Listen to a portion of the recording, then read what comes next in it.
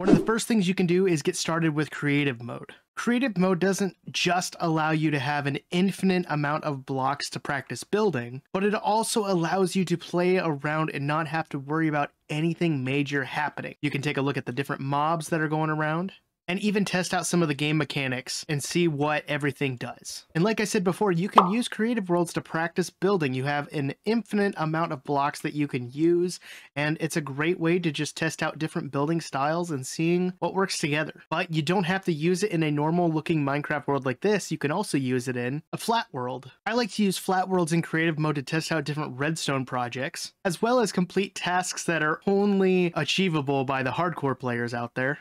And maybe even test out designs for different builds such as these custom trees. Really, you can use creative mode for whatever you really want to use it for. The next step would be learning the basic controls. And this can be applied to whether you're playing on PC or console, but everybody should know how to break blocks such as punching a tree to get wood, or to even open up the crafting inventory so you can make other things like crafting wood logs into wood planks, or even right-clicking or placing down blocks to do some building.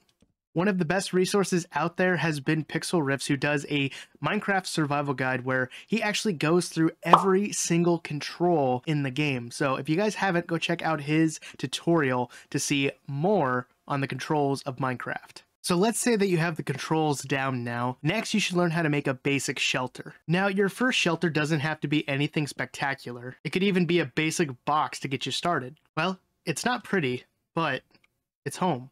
But your builds don't always have to look like this. You can always practice and get better at it. Trust me, not everybody was a really good builder to start with, so practice, get better, and learn which blocks you like to build with. On the topic of collecting which blocks you want to build with, you should really know how to use these tools behind me. The axe is great for chopping down trees and collecting wood.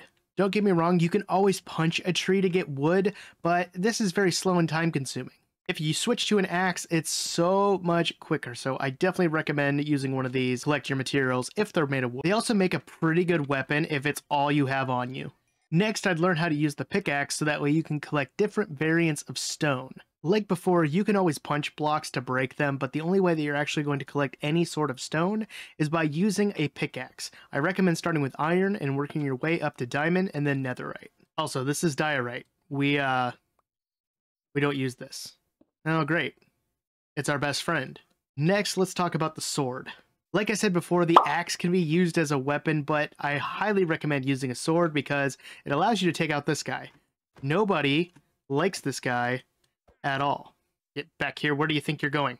Not only will it help you get rid of the wandering trader, but it will also help you fight off other mobs like this creeper. That will explode. From the sword, we move on to shears. The reason that I bring up shears is because you could easily use a sword to take out this sheep, but you're not always guaranteed to get things like wool from it. So I highly recommend using a pair of shears to get them because you're always going to be guaranteed wool as long as your sheep has it on its body. These also are a great way to get rid of leaves off a tree. And then we have the shovel.